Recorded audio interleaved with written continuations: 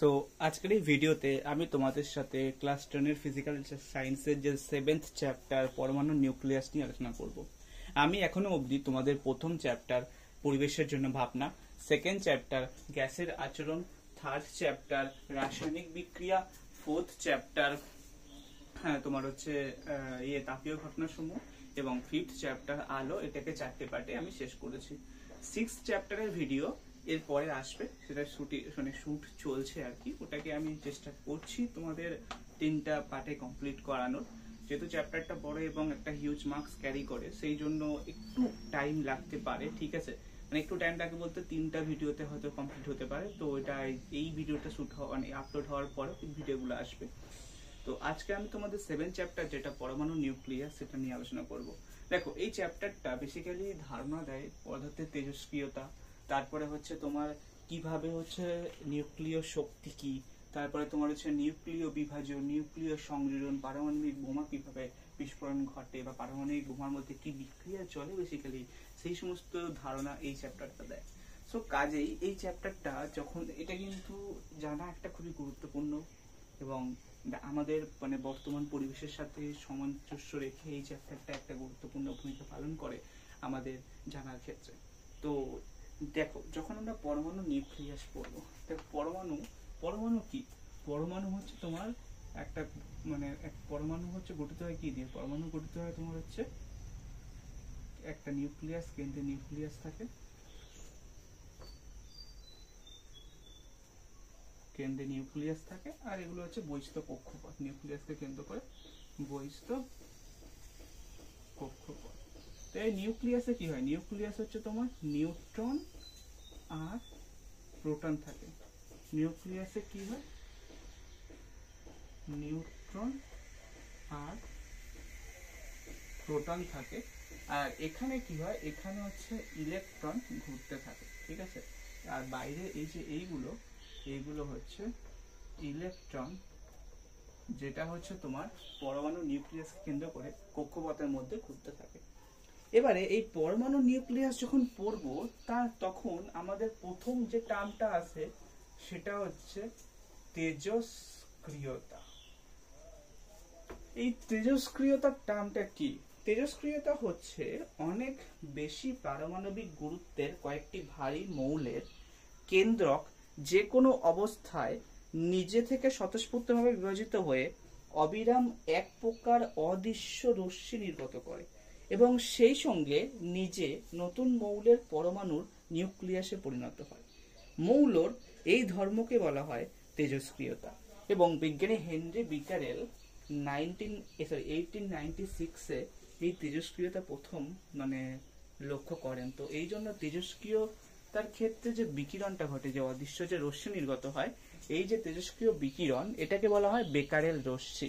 তো এবারে এই তেজস্ক্রিয়তা কি? দাঁড়াও, জাস্ট 1 মিনিট, এটা ইরেজ করে দিই। তো এই তেজস্ক্রিয়তা কি? যে অনেক বেশি পারমাণবিক গুরুত্বের কয়েকটি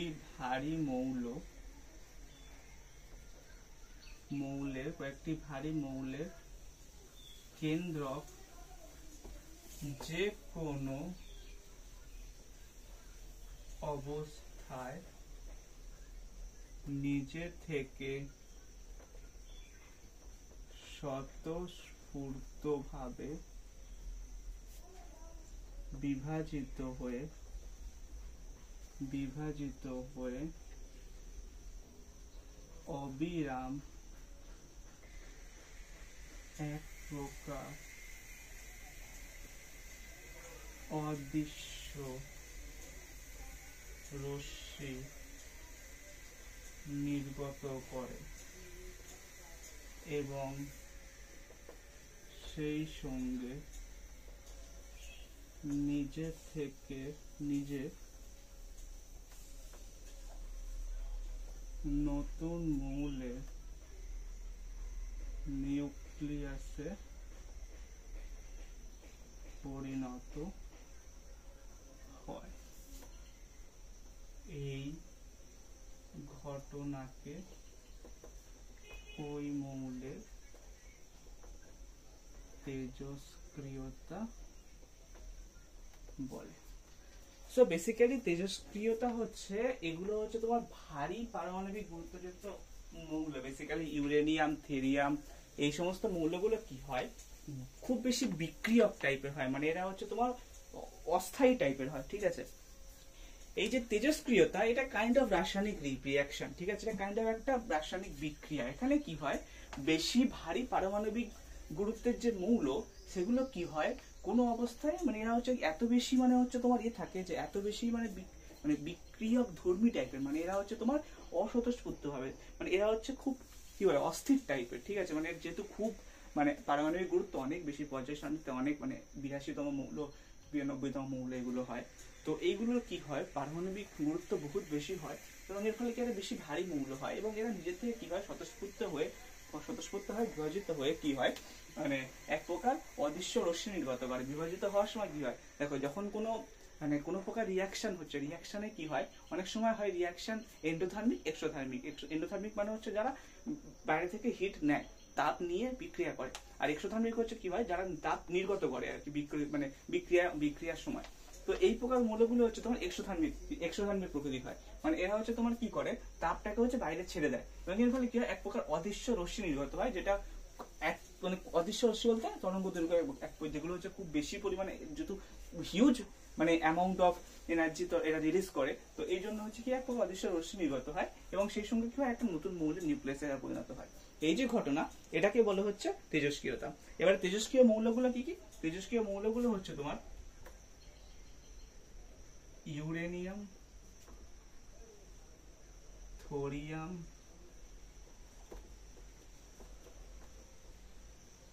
পোলোনিয়াম,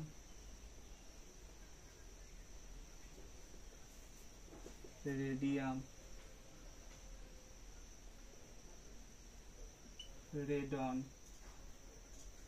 এগুলো, ঠিক আছে। এগুলো হচ্ছে তোমার তোমার হচ্ছে নিষ্ক্রিয়, এগুলো হচ্ছে তেজস্ক্রিয় মৌল। এবারে তোমার হচ্ছে তেজস্ক্রিয়তার কারণ কি? তেজস্ক্রিয়তার কারণ হচ্ছে তোমার মানে বেসিক্যালি এখানে কি হয়, যে সমস্ত মৌলের নিউক্লিয়াসে, মানে এই যে বেশি পারমাণবিক গুরুত্বযুক্ত মৌল, এই যে মৌলগুলো uranium, thorium, polonium, radium, radon, এগুলোর কি হয়, নিউক্লিয়াসে হচ্ছে তোমার এটা ভুল জিনিস, নিউক্লিয়াসে প্রোটন এবং নিউট্রন থাকে। তো এক্ষেত্রে কি হয়, নিউট্রন এবং প্রোটনের সংখ্যার অনুপাত কি হয়, 1.5 এর চেয়ে বেশি হয়। মানে নিউট্রন ডিভাইডেড বাই প্রোটনের সংখ্যার অনুপাত কি হয়, 1.5 এর থেকে বেশি হয়। নিউট্রন ও প্রোটনের সংখ্যার অনুপাত 1.5 এর চেয়ে বেশি হয়। তো এর ফলে কি হয়, নিউক্লিয়াস অস্থায়ী হয়ে পড়ে।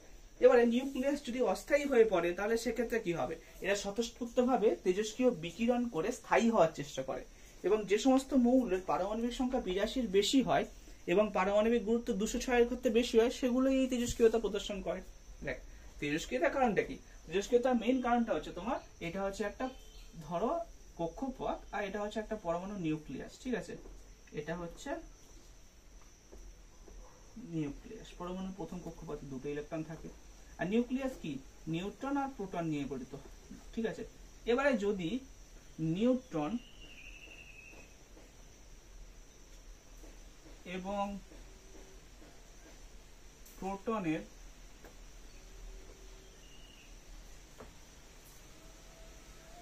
অনুপাত 1.5 এর বেশি হয়,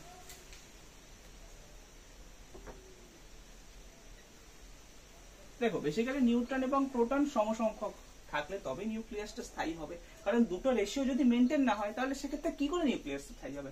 এক্ষেত্রে কি হয়, এক্ষেত্রে হচ্ছে নিউট্রন আর প্রোটনের রেশিও যেটা, সেটা 1.5 এর থেকে বেশি, মানে একের থেকে অনেক বেশি, 1.5 এর থেকেও বেশি হয়ে যায় এবং এর ফলে কি হয়, নিউক্লিয়াসটা অস্থায়ী হয়ে পড়ে। নিউক্লিয়াস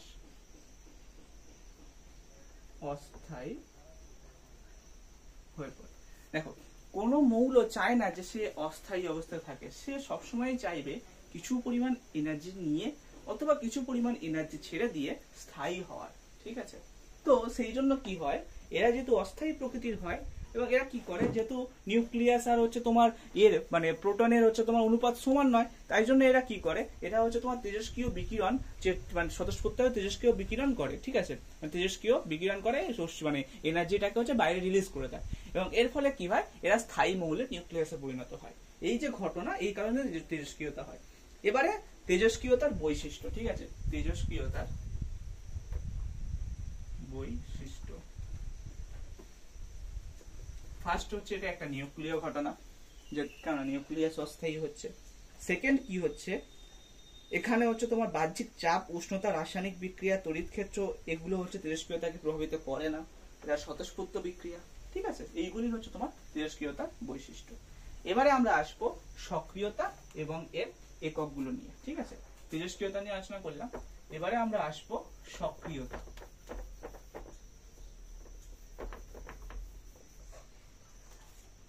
এবার আমরা আসবো সক্রিয়তা। সক্রিয়তা, এবার সক্রিয়তা মানে কি, কথাটা শুনেই বুঝতে পারছো যে কত পরিমাণ সক্রিয়, মানে বেসিক্যালি হচ্ছে বিক্রিয়া অংশগ্রহণ করবে আর কি, মানে হচ্ছে কোন তেজস্ক্রিয় পদার্থ প্রতি সেকেন্ডে যতগুলো নিউক্লিয়াসের বিঘটন হয় তাকেই বলা হয় ওই পদার্থের সক্রিয়তা। কোন তেজস্ক্রিয় পদার্থে কোন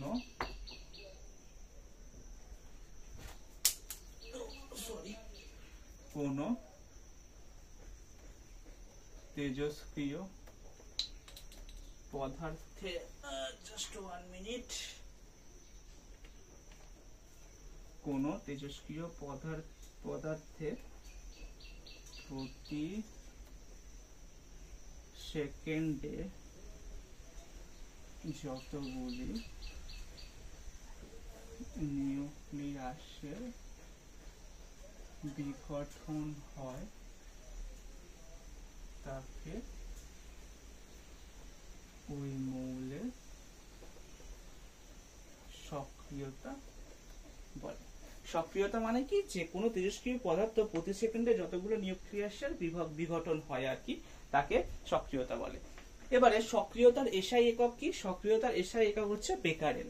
সক্রিয়তার এসআই ইউনিট হচ্ছে বেকারেল, ঠিক আছে। সক্রিয়তার এসআই একক হচ্ছে বেকারেল। আচ্ছা, এবারে তেজস্ক্রিয় পদার্থ প্রতি সেকেন্ডে একটি নিউক্লিয়াসের বিঘটন হলে সক্রিয়তা 1 বেকারেল হয়। এবারে কুড়ি কি, কুড়ি হচ্ছে আর একটা ইউনিট, ঠিক আছে। তেজস্ক্রিয় পদার্থ প্রতি সেকেন্ডে 3.7 × 10⁻10 সংখ্যক নিউক্লিয়াসের বিঘটন হলে সক্রিয়তাকে 1 কুড়ি বলা হয়। তার মানে 1 কুড়ি ইকুয়ালস টু 3.7 × 10⁻10 বেকারেল।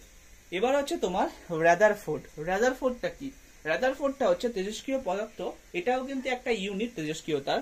সেটা কি, এটা ডিনোট করছে যে তোমার তেজস্ক্রিয় পদার্থ প্রতি সেকেন্ডে 10⁻6 সংখ্যক নিউক্লিয়াসের বিঘটন হলে সক্রিয়তাকে বলা হয় সক্রিয়তা 1 রাদারফোর্ড হয়। এবারে 1 রাদারফোর্ড ইকুয়ালস টু 10⁻6 বেকারেল। এবারে বেকারেল, কুরি আর রাদারফোর্ডের মধ্যে সম্পর্ক দেখো। বেকারেল মানে কি, বেকারেল মানে হচ্ছে তোমার প্রতি সেকেন্ডে একটি নিউক্লিয়াসের বিঘটন হলে সেটাকে সক্রিয়তা 1 বেকারেল হয়। এবারে 1 কুড়ি ইকুয়ালস টু 3.7 × 10⁻10 বেকারেল। আর হচ্ছে তোমার 1 রাদারফোর্ড ইকুয়ালস টু 10⁻6 বেকারেল, ঠিক আছে। এটা গেল হচ্ছে তোমাদের সক্রিয়তার একক।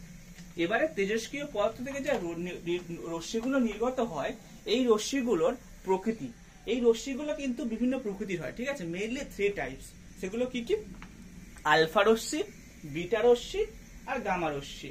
এবার আলফা রশ্মি কি, আলফা রশ্মি ধনাত্মক আধানযুক্ত, বিটা রশ্মি ঋণাত্মক আধানযুক্ত এবং গামা রশ্মি নিস্তরিত। মানে যখন কোন একটা তেজস্ক্রিয় মানে পদার্থ, কোন একটা পদার্থ ধরো ইউরেনিয়াম, ধরো এটা হচ্ছে ইউরেনিয়াম, ঠিক আছে, ইউরেনিয়াম তেজস্ক্রিয় পদার্থ একটা, সে কি করছে, এখান থেকে রশ্মি নির্গত করছে, ঠিক আছে, রশ্মি নির্গত করছে। এগুলো কোন রশ্মিগুলো ধনাত্মক আধানযুক্ত হতে পারে, কোন মানে কণা নির্গত করছে। বেসিক্যালি তেজস্ক্রিয় পদার্থ হচ্ছে তোমার যে অদৃশ্য রশ্মি নির্গত করে, সে 3 টাইপস হয়। যে তেজস্ক্রিয় পদার্থ তেজস্ক্রিয় পদার্থ থেকে নির্গত রশ্মি তিন প্রকার এবং সেগুলো হচ্ছে আলফা, বিটা এন্ড গামা। তাহলে আলফা রশ্মি হচ্ছে পজিটিভ আধানযুক্ত, বিটা রশ্মি নেগেটিভ আধানযুক্ত এবং কিছু হচ্ছে নিস্তড়িত হয়, সেগুলোকে গামা রশ্মি বলে। ঠিক আছে, এবারে আলফা কণা কি হয়, আলফা কণা, বিটা কণা এবং গামা কণা নিয়ে আলোচনা করবে। এবারে যে রশ্মিগুলো পেলাম এগুলো, এবার এই রশ্মিগুলো এবারে কিরকম প্রকৃতির সেটা দেখলাম। এবারে এইগুলো একটু ডেফিনেশনটা দেখবো আর এগুলো অ্যাকচুয়ালি গঠনগত কেমন হয় সেটা দেখবো। আলফা কণা, আলফা কণা কি হয়, আলফা কণা হচ্ছে 2 একক ধনাত্মক আধানযুক্ত দ্বি আয়নিত হিলিয়াম পরমাণু, মানে He++। ঠিক আছে, 2 একক ধনাত্মক আধানযুক্ত দ্বি আয়নিত হিলিয়াম পরমাণু নিউক্লিয়াসের স্রোত। প্রতিটি আলফা কণা 2টি প্রোটন ও 2টি নিউট্রন দ্বারা গঠিত। এবারে বিটা কণা নিয়ে আলোচনা করব। বিটা কণা, বিটা কণা হচ্ছে ঋণাত্মক আধানযুক্ত উচ্চ শক্তি সম্পন্ন ইলেকট্রন। ঠিক আছে, কণার স্রোত ঋণাত্মক আধানযুক্ত উচ্চ শক্তি সম্পন্ন ইলেকট্রন কণার স্রোত। আর গামা রশ্মি হচ্ছে নিস্তড়িত, গামা রশ্মি হচ্ছে অতি ক্ষুদ্র তরঙ্গ দৈর্ঘ্যযুক্ত নিস্তড়িত তড়িৎচুম্বকীয় তরঙ্গ। এবারে হচ্ছে তোমার নিউক্লিয়াস থেকে তেজস্ক্রিয় রশ্মির নির্গমনের ফল। এবারে আমরা দেখব যে কিভাবে আলফা কণা নির্গত হচ্ছে, কিভাবে বিটা কণা নির্গত হচ্ছে এবং কিভাবে গামা কণা নির্গত হচ্ছে সেটা নিয়ে আমরা আলোচনা করব। ঠিক আছে, তার আগে একটু এটাকে মুছতে দাও, ইরেজ করতে দাও। আমরা প্রথমে দেখব নিউক্লিয়াস থেকে তেজস্ক্রিয় রশ্মির নির্গমনের ফল। এবার আমরা দেখব নিউক্লিয়াস থেকে তেজস্ক্রিয় রশ্মির নির্গমনের ফল। তো বেসিক্যালি কি হয়, তেজস্ক্রিয় পরমাণু নিউক্লিয়াস থেকে আলফা, বিটা এবং গামা রশ্মি নির্গত হয়। ঠিক আছে, আলফা, বিটা আর গামা রশ্মি নির্গত হয়। এবারে এই যে মূল পরমাণু সেটাকে বলা হয় জনক পরমাণু। ঠিক আছে, এই জনক পরমাণু থেকে কি হয়, জনক পরমাণু থেকে হচ্ছে তোমার দুহিতা পরমাণু তৈরি হয়, যে নতুন মৌল। দেখো, যেটা হচ্ছে তোমার পুরনো মৌল সেটাকে বলে জনক পরমাণু, এবং সেখান থেকে যে নতুন মৌল উৎপন্ন হচ্ছে তেজস্ক্রিয়তার পর সেটাকে বলা হয় দুহিতা পরমাণু। ঠিক আছে, সেটাকে বলা হয় দুহিতা পরমাণু। এবারে কিভাবে আলফা কণার নির্গমন হচ্ছে, ঠিক আছে, সেটা নিয়ে আমরা আলোচনা করব। আলফা কণা নির্গমন, দেখো বেসিক্যালি যখন হচ্ছে তোমার তেজস্ক্রিয় পরমাণু আলফা কণা মানে হিলিয়াম-24 নিঃসরণ করে, সেক্ষেত্রে কি হয়, ভর সংখ্যা 4 একক কমে যায় এবং পারমাণবিক সংখ্যা 2 একক কমে যায়। এবং পর্যায় সারণীতে কি হয়, দুহিতা পরমাণুর অবস্থান জনক পরমাণুর অবস্থান থেকে 2 ঘর পিছিয়ে যায়। তার মানে ব্যাপারটা এরকম হয় যে x ইউনিট, যেখানে z হচ্ছে প্রোটন আর a হচ্ছে তোমার যে টোটাল ভর সংখ্যা সেটা ডিনোট করা হচ্ছে অ্যাটমিক মাস। তো সেখান থেকে যেটা হচ্ছে আমার দুহিতা পরমাণু উৎপন্ন হবে সেটা হবে তোমার x y অফ 4 একক ভর সংখ্যা কমে যাবে এবং 2 একক পারমাণবিক সংখ্যা কমে যাবে এবং হিলিয়াম কণা উৎপন্ন হবে, যেটা হচ্ছে তোমার আলফা কণা। ঠিক আছে, এটা হচ্ছে তোমার বেসিক্যালি মেইন রিঅ্যাকশন। এবারে যদি আমরা উদাহরণ দিই তাহলে সেক্ষেত্রে রেডিয়াম Ra88-226, এটা হচ্ছে রেডিয়াম। এবার এই রেডিয়াম যখন হচ্ছে তোমার তেজস্ক্রিয় বিকিরণ করবে বা তেজস্ক্রিয়তে অংশগ্রহণ করবে, রেডিয়াম থেকে কি হয়, রেডন উৎপন্ন হয়, রেডিয়াম 88, রেডন হচ্ছে 86। তাহলে 86 2 ঘর কমবে আর এটা 4 ঘর কমবে, 224 প্লাস অফ হিলিয়াম 2 and 4। এটা হচ্ছে তোমার আলফা কণা নির্গমনের একটা এক্সাম্পল। ঠিক আছে, এখানে যে H এটা হচ্ছে রেডন। ঠিক আছে, এটা হচ্ছে রেডন আর এটা হচ্ছে তোমার আলফা কণা। ঠিক আছে, এটা হচ্ছে তোমার আলফা কণা নির্গমনের ফল। বেসিক্যালি আলফা কণা is nothing but it is a helium ion, sorry it is a helium কণা, ঠিক আছে, যেটা হচ্ছে তোমার যার He2 4, যেখানে 2 ইজ ডিনোটেড অ্যাজ হিলিয়ামের পারমাণবিক সংখ্যা এবং 4 হচ্ছে ভরটা আর কি, হিলিয়ামের পারমাণবিক ভর, আণবিক ভর বেসিক্যালি যেটা কি বোঝায়। তো এবারে এই যে মেইন রিঅ্যাকশনটা কি, XZA, যেখানে Z হচ্ছে তোমার পারমাণবিক সংখ্যা এবং A হচ্ছে তোমার ভর সংখ্যা, এবং সেক্ষেত্রে এই XZA যেটা বা AZ যেটা, সেটা সেখান থেকে বিক্রিয়া করে কি হয় Ya-4 Z-2 প্লাস He4 অথবা He2 এবং তোমার হচ্ছে YZ-2 A-4। বেসিক্যালি রেডিয়াম হচ্ছে তোমার আলফা কণা নির্গমন করে উৎপন্ন হয় রেডন, আর হচ্ছে আলফা কণা উৎপন্ন করে, এবং এই আলফা কণাটা কিন্তু হচ্ছে তোমার এনার্জি রূপে থাকে, ঠিক আছে। Basically huge amount of energy এরা হচ্ছে রিলিজ করে, দেজ আর এক্সোথার্মিক রিঅ্যাকশন, এখানে এনার্জি উৎপন্ন হয়। এইগুলো খুবই খুবই খতরনাক, কারণ তেজস্ক্রিয় বিকিরণ যখন হয় হিউজ অ্যামাউন্ট অফ এনার্জি উৎপন্ন হয়, যেটা পারমাণবিক বিস্ফোরণের একটা মূল কারণ, ঠিক আছে। ওকে, তো এবারে আমরা বিটা কণা কিভাবে নির্গত হয় সেটা নিয়ে আলোচনা করব। এতক্ষণ আমরা আলোচনা করলাম আলফা কণা কিভাবে নির্গত হয়, এবারে আমরা আলোচনা করব বিটা কণা কিভাবে নির্গত হয়, ঠিক আছে। বিটা কণা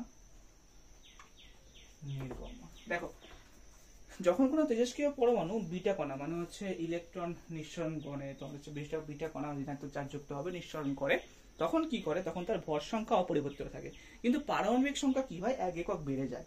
তো এই ক্ষেত্রে কি হয়, পর্যায় সারণীতে জনক পরমাণুর থেকে দুইটা পরমাণুর অবস্থান 1 একক সামনে এগিয়ে যায়। বেসিক্যালি তোমার হচ্ছে যে রিঅ্যাকশনটা হয় সেটা হচ্ছে এইরকম টাইপ হয়, যে ধরো এটা আমার জনক পরমাণু, এটার পারমাণবিক সংখ্যা A আর ভর সংখ্যা, সরি পারমাণবিক সংখ্যা Z আর হচ্ছে তোমার ভর সংখ্যা হচ্ছে A, সেখান থেকে আমার যেটা হচ্ছে তোমার দুহিতা পরমাণু উৎপন্ন হয় সেটার পারমাণবিক সংখ্যা বলছে ভর সংখ্যা সেম থাকে, বাট পারমাণবিক সংখ্যা 1 একক বেড়ে যায়, ঠিক আছে। আর হচ্ছে তোমার এটা একটা ইলেকট্রন বা এটা হচ্ছে বিটা কণা উৎপন্ন করে, ঠিক আছে। এটা বেসিক্যালি কি করে, যে তোমার হচ্ছে বিটা কণা কবে নির্গত হয়, যখন কোনো তেজস্ক্রিয় পরমাণুর বিটা কণা নিঃসরণ করে তখন তার কি হয়, ভর সংখ্যা অপরিবর্তিত থাকে কিন্তু পারমাণবিক সংখ্যা হচ্ছে 1 একক বেড়ে যায়, ঠিক আছে। এবারে এটার একটা উদাহরণ কি, উদাহরণ হচ্ছে থোরিয়াম হচ্ছে তোমার TH দ্বারা ডিনোট করা হয়, থোরিয়ামের পারমাণবিক সংখ্যা 90 আর ভর সংখ্যা হচ্ছে 234, এটা হচ্ছে থোরিয়াম থেকে কি হয়, থোরিয়াম থেকে হচ্ছে প্রোট্যাক্টিয়াম উৎপন্ন হয়, যেটার ভর সংখ্যা সেম থাকে কিন্তু পারমাণবিক সংখ্যা 1 একক বেড়ে যায়। প্রোট্যাক্টিয়াম প্লাস একটা বিটা কণা উৎপন্ন করে।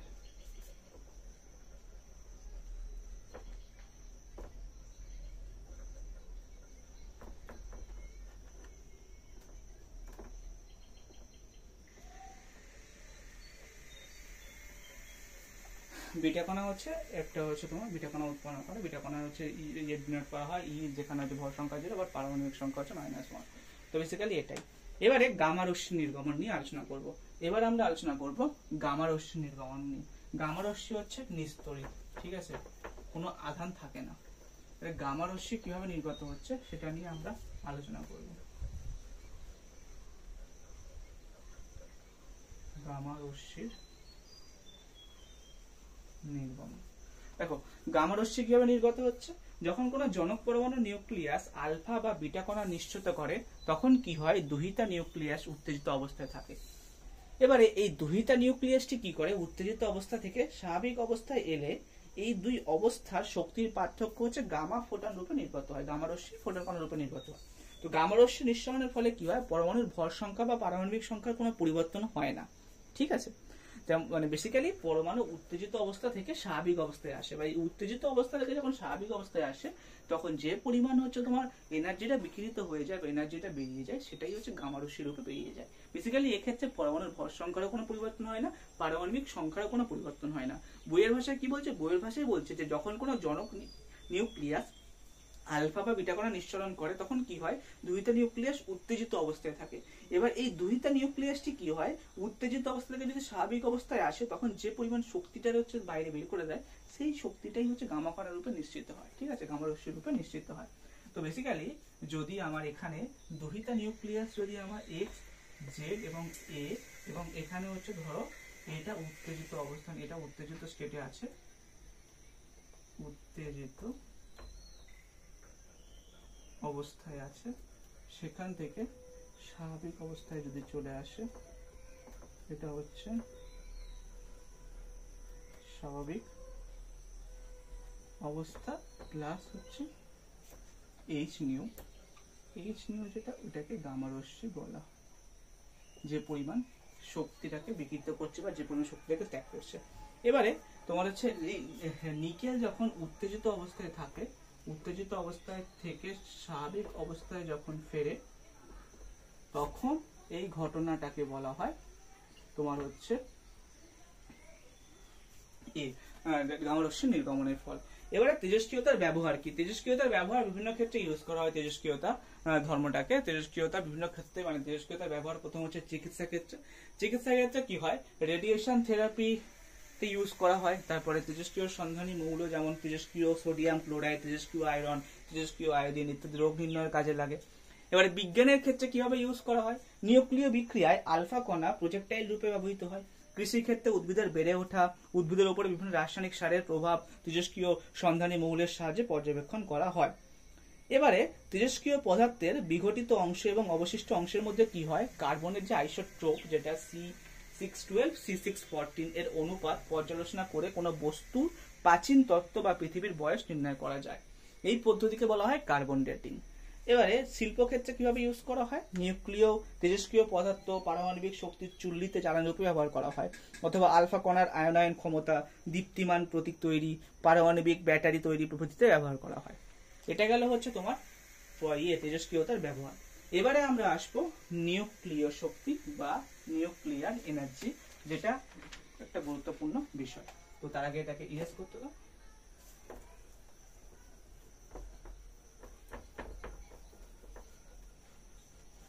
এবার আমরা আলোচনা করব নিউক্লিয়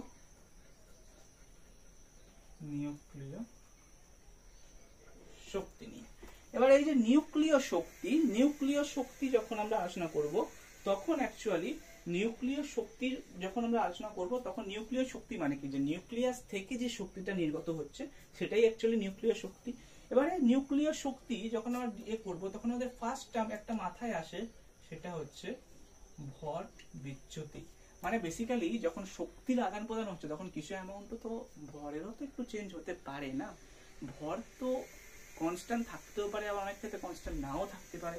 তো ভর বিচ্যুতিটা কি, একটি পরমাণুর নিউক্লিয়াস প্রোটন ও নিউট্রন কণা দ্বারা গঠিত হয়, এদেরকে বলা হয় নিউক্লিয়ান। এবারে নিউক্লিয়াসের প্রত্যাশিত ভর কি, প্রোটন সংখ্যা ইন্টু প্রোটনের ভর প্লাস নিউট্রন সংখ্যা ইন্টু একটি নিউট্রনের ভর।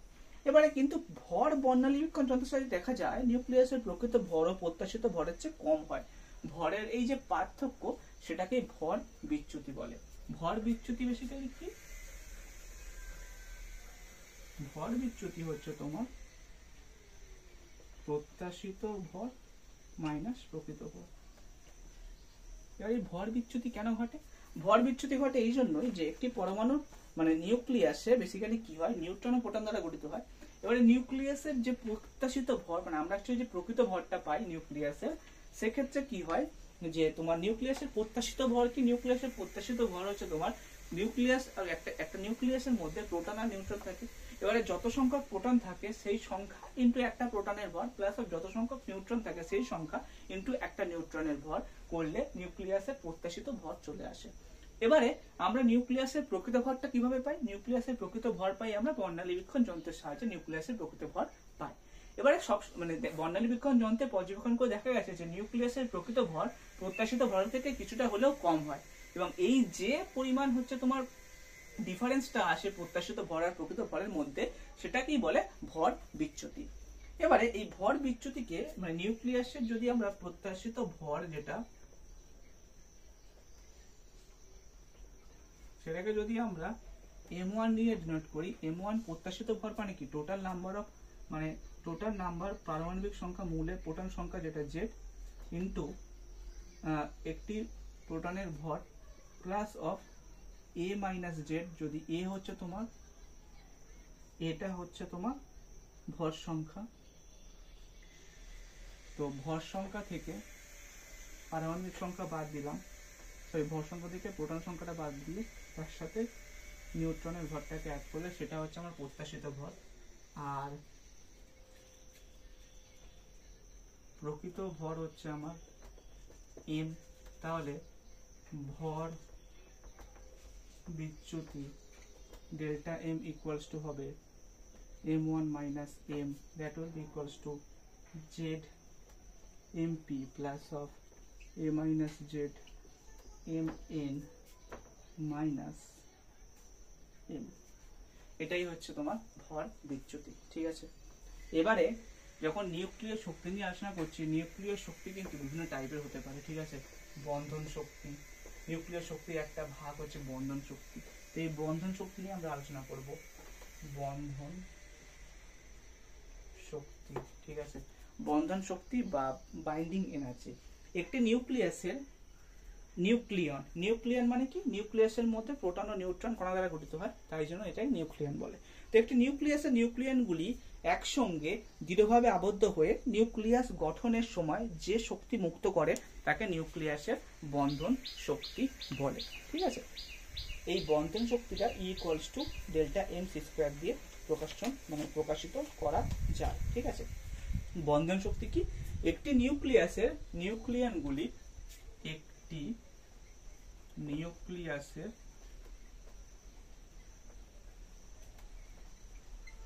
নিউক্লিয়ন মানে কি, একটা নিউক্লিয়াস নিউট্রন আর প্রোটন দ্বারা গঠিত হয়। তো এই মোট নিউট্রন আর প্রোটনের সংখ্যা যদি তোমার হচ্ছে দ্বারা গঠিত হয়, তো এদের যে এটাকেই বলা হয় নিউক্লিয়ন। তো একটি নিউক্লিয়াসের নিউক্লিয়ন গুলি একসঙ্গে দৃঢ়ভাবে আবদ্ধ হয়ে নিউক্লিয়াস গঠনের সময় যে শক্তি মুক্ত করে তাকে বন্ধন শক্তি বলে। বন্ধন শক্তিটা কি, বন্ধন শক্তি হচ্ছে তোমার একটি নিউক্লিয়াসের নিউক্লিয়নগুলি একসঙ্গে দৃঢ়ভাবে আবদ্ধ থেকে, একটি নিউক্লিয়াসের নিউক্লিয়নগুলি একসঙ্গে দৃঢ়ভাবে আবদ্ধ থেকে, একটি নিউক্লিয়াসের নিউক্লিয়নগুলি একসঙ্গে দৃঢ়ভাবে আবদ্ধ হয়ে নিউক্লিয়াস গঠনের সময় যে শক্তি মুক্ত করে তাকে বলা হয় নিউক্লিয়াসের বন্ধন শক্তি। এই যে নিউক্লিয়াসের বন্ধন শক্তি সেটা ক্যালকুলেট করা হয় E equals to delta M C square, এই ফর্মুলা দিয়ে। এটা হচ্ছে আইনস্টাইনের ভরণীয়তা সূত্র।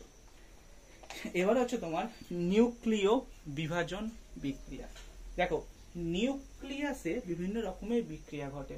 ঠিক আছে, নিউক্লিয় বিভাজন বিক্রিয়া, নিউক্লিয় সংযোজন বিক্রিয়া, নিউক্লিয় শৃঙ্খল বিক্রিয়া। ঠিক আছে, তো আমরা প্রথমে আলোচনা করব নিউক্লিয় বিভাজন বিক্রিয়া নিয়ে। ঠিক আছে, নিউক্লিয়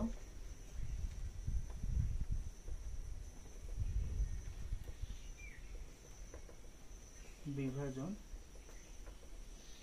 বিক্রিয়া। নিউক্লিয় বিভাজন বিক্রিয়াটা কি, মানে নিউক্লিয়াসের বিভাজন হচ্ছে যে প্রক্রিয়া একটি তেজস্ক্রিয় পরমাণু, যেগুলো যেমন ইউরেনিয়াম, প্লুটোনিয়াম, এগুলোর ভারী নিউক্লিয়াসকে ধীর গতির নিউট্রন দিয়ে আঘাত করে প্রায় সমান ভরের দুটি নিউক্লিয়াসে ভেঙে ফেলা হয় এবং তার সাথে কিছু সংখ্যক নিউট্রন এবং প্রচুর পরিমাণ শক্তি উৎপন্ন হয়, তাকে নিউক্লিয় বিভাজন বলে। নিউক্লিয় বিভাজন মানে কি, নিউক্লিয়াসের বিভাজন ঘটানো হচ্ছে। ঠিক আছে, যে প্রক্রিয়ায়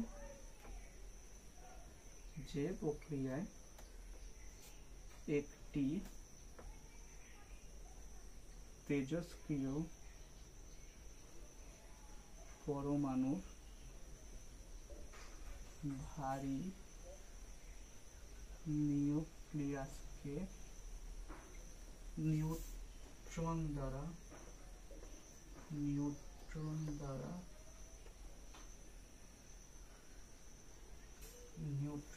ধীর গতির নিউট্রন দ্বারা আঘাত করে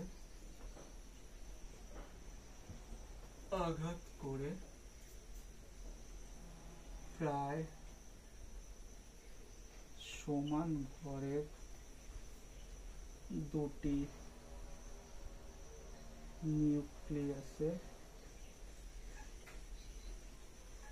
ভেঙে ফেলা হয় এবং তার সাথে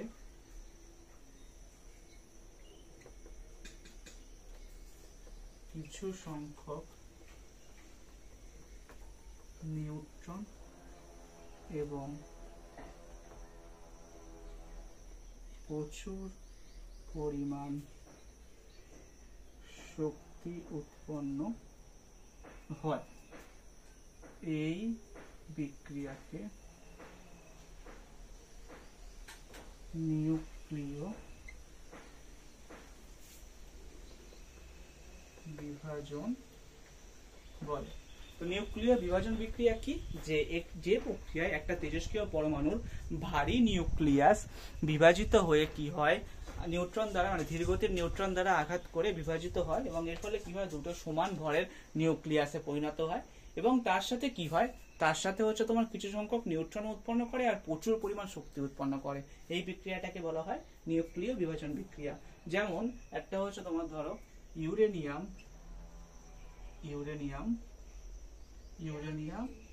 92 to 35 একটা ধীর গতির নিউট্রন দ্বারা বিভাজিত করে তোমার হচ্ছে ইউরেনিয়াম 92 236 তেজস্ক্রিয় পদার্থ মানে যেটা উৎপন্ন করা হয় এবং সেটা ভেঙে কি হয়, barium 56 141 plus krypton 36 92 plus of 3 অণু নিউট্রন উৎপন্ন হয় plus 200 mega electron volt energy উৎপন্ন হয়, যেটা হিউজ অ্যামাউন্ট। এগুলো কিন্তু অ্যাকচুয়ালি পারমাণবিক বিস্ফোরণের সময় এই টাইপ অফ বিক্রিয়া ঘটে, নিউক্লিয় বিভাজন বিক্রিয়া ঘটে, অনেক সময় নিউক্লিয় শৃঙ্খল বিক্রিয়া ঘটে, আবার অনেক সময় তোমার হচ্ছে নিউক্লিয় কি বলে ওটা সংযোজন বিক্রিয়া ঘটে। এবারে নিউক্লিয় শৃঙ্খল বিক্রিয়া কি? নিউক্লিয় শৃঙ্খল বিক্রিয়া হচ্ছে তোমার বেসিক্যালি কি হয়, একটি ইউরেনিয়াম পরমাণুর একটি ইউরেনিয়াম নিউক্লিয়াসের বিভাজনে উৎপন্ন 3টি নিউট্রনের প্রত্যেকটি অন্য নিউক্লিয়াসের বিভাজনে ঘটতে পারে। এর সাথেও কি হয়, নিউট্রন উৎপন্ন হয় এবং এইভাবে নিউক্লিয় বিভাজন একবার শুরু হলে তার শৃঙ্খলের ন্যায় চলতে থাকে। বেসিক্যালি এই যে নিউক্লিয় বিভাজন হলো, এই যে নিউক্লিয় বিভাজনের ফলে যে নিউট্রন উৎপন্ন হলো, এই যে নিউট্রন এটা আবার হচ্ছে এরকম ইউরেনিয়ামকে আবারও ভাঙতে সক্ষম, ঠিক আছে? এরকম ভাবে বিক্রিয়াটাকে শৃঙ্খলের ন্যায় চলতে থাকে যে বিক্রিয়া, নিউক্লিয় বিক্রিয়া, সেটাকে বলা হয় নিউক্লিয় শৃঙ্খল বিক্রিয়া, ঠিক আছে? নিউক্লিয় বিভাজন বিক্রিয়া শৃঙ্খল আকারে যদি ঘটে তাহলে সেটাকে বলা হয় নিউক্লিয় শৃঙ্খল বিক্রিয়া। এবার এই নিউক্লিয় শৃঙ্খল বিক্রিয়া 2 টাইপস হয়, নিয়ন্ত্রিত শৃঙ্খল বিক্রিয়া যেমন নিউক্লিয় চুল্লিতে ঘটে, আর অনিয়ন্ত্রিত শৃঙ্খল বিক্রিয়া হচ্ছে পারমাণবিক বোমার ক্ষেত্রে অনিয়ন্ত্রিত শৃঙ্খল বিক্রিয়া ঘটে। বেসিক্যালি পারমাণবিক বোমার যে বিস্ফোরণটা হয় সেটা কিন্তু নিউক্লিয় বিভাজনের জন্য হয়। নিউক্লিয় বিভাজনটা কি? নিউক্লিয় বিভাজন হচ্ছে তোমার একটা ভারী মৌলের নিউক্লিয়াসকে একটা ধীর গতির নিউট্রন দিয়ে আঘাত ঘটিয়ে ঘুরে মানে আঘাত করে কি হয়, দুটো সমান মৌলের নিউক্লিয়াসে ভেঙে ফেলা হয় এবং তার সাথে কিছু সংখ্যক নিউট্রন উৎপন্ন হয় এবং তার সাথে প্রচুর পরিমাণ শক্তি উৎপন্ন হয়, যেটা বিস্ফোরণ ঘটাতে সম্ভব, ঠিক আছে? তো জাস্ট 1 মিনিট আমাকে একটু পেনের কালিটাকে রিফিল করতে দাও, তারপরে আমি নিউক্লিয় সংযোজনটা শেষ করব, করে এই চ্যাপ্টারটা শেষ করব। তো এবার আমরা আলোচনা করব নিউক্লিয় সংযোজন বিক্রিয়া নিয়ে, ঠিক আছে? এটা আমাদের লাস্ট আলোচনার টপিক, নিউক্লিয় সংযোজন বিক্রিয়া। নিউক্লিয় বিভাজন বিক্রিয়া নিয়ে আলোচনা করলাম, নিউক্লিয় বিভাজন কিভাবে ঘটে সেটা নিয়ে আলোচনা করলাম। এবার আমরা আলোচনা করব নিউক্লিয় সংযোজন বিক্রিয়া, ঠিক আছে? এবার আমরা আলোচনা করব নিউক্লিয় সংযোজন বিক্রিয়া। বেসিক্যালি বিভাজনের অপোজিট আর কি, এখানে দুটো নিউক্লিয়াস আর কি সংযোজনের ফলে যে বিক্রিয়া ঘটবে সেটা হচ্ছে নিউক্লিয় সংযোজন বিক্রিয়া, কিন্তু সেটাকে আমরা ডিটেলসে জানবো আর কি। এবার আমরা আলোচনা করব নিউক্লিয় সংযোজন, ঠিক আছে? নিউক্লিয় সংযোজন, ঠিক আছে? এবার আমরা আলোচনা করব নিউক্লিয় সংযোজন। এই যে নিউক্লিয় সংযোজনটা কি? যে নিউক্লিয় বিক্রিয়ায় 2 বা তার বেশি হালকা পরমাণু নিউক্লিয়াস অতি উচ্চ উষ্ণতায় এবং চাপে যুক্ত হয়ে ভারী নিউক্লিয়াস গঠন করে এবং তার ফলে বিপুল পরিমাণ শক্তি নির্গত হয়, তাকে বলা হয় নিউক্লিয় সংযোজন বিক্রিয়া, ঠিক আছে? নিউক্লিয় সংযোজন বিক্রিয়া কি? নিউক্লিয় সংযোজন বিক্রিয়ায় কি হয়, এই যে যে নিউক্লিয় বিক্রিয়ায় দুই বা তার বেশি হালকা পরমাণু নিউক্লিয়াসের অতি উচ্চ উষ্ণতায় এবং চাপে যুক্ত হয়ে ভারী নিউক্লিয়াস গঠন করে এবং তার ফলে বিপুল পরিমাণ শক্তি নির্গত হয়, তাকে নিউক্লিয় সংযোজন বলে। নিউক্লিয় সংযোজন কি? যে নিউক্লিয় বিক্রিয়ায়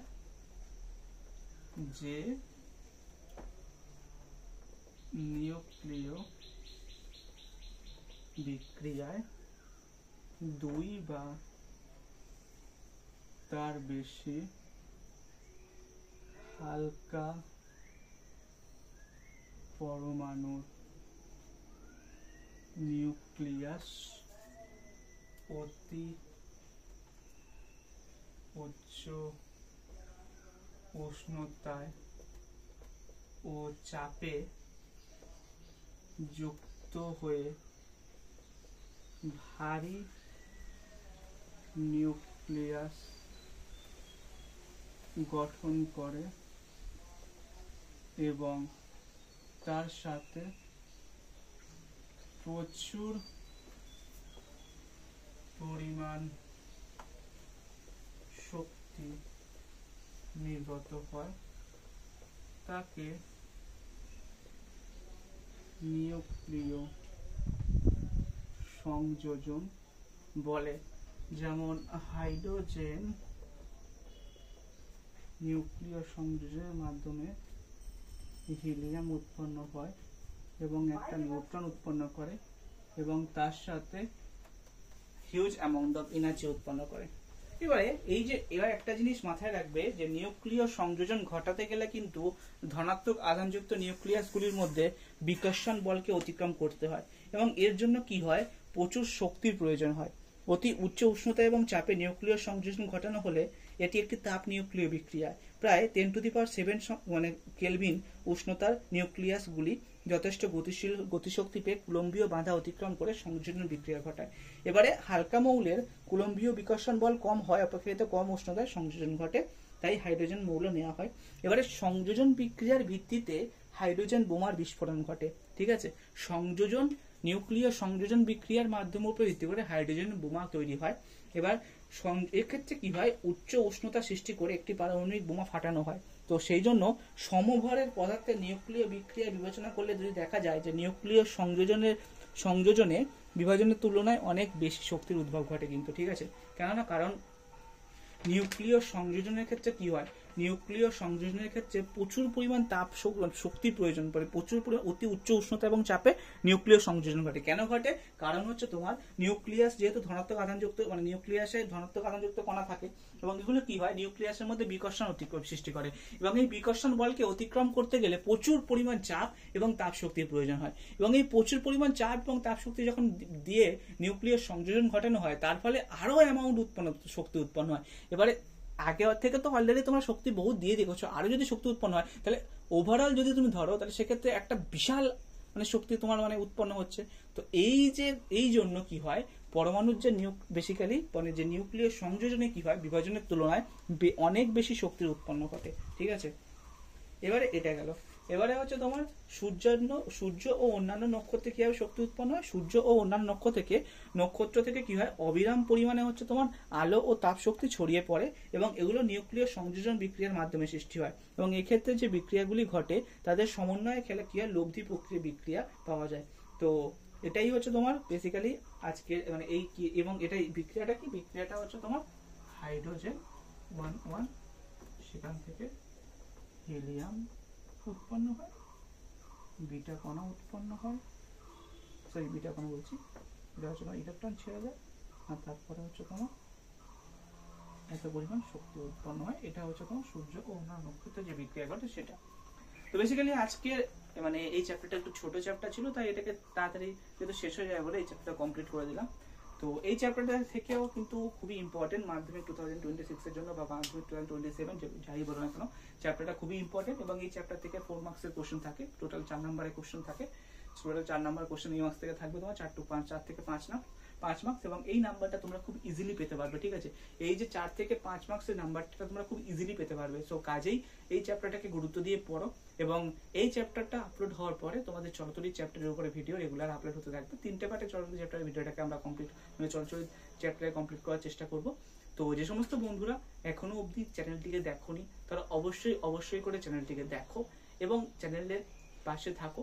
এবং যারা আগামী দিনে মাধ্যমিক দেবে বা যারা আগামী দিনে ক্লাস 10-এ উঠবে তারা অবশ্যই চ্যানেলটিকে ফলো করে রাখো এবং ভিডিও দেখতে থাকো। নট অনলি ফর মাধ্যমিক, it is for HS also. HS এর স্টুডেন্টদের জন্য ইম্পর্টেন্ট এবং জব নোটিফিকেশনের জন্য এই চ্যানেলটি ইম্পর্টেন্ট। সো কাজেই চ্যানেলটিকে গুরুত্ব দাও এবং চ্যানেলটিকে অবশ্যই করে সাবস্ক্রাইব করো, ভিডিওগুলো দেখো, লাইক প্রদান করো এবং তোমার মন্তব্য কমেন্টের মাধ্যমে জানাও। তো দেখা হচ্ছে তোমার সাথে নেক্সট ভিডিওতে, ততক্ষণের জন্য টাটা।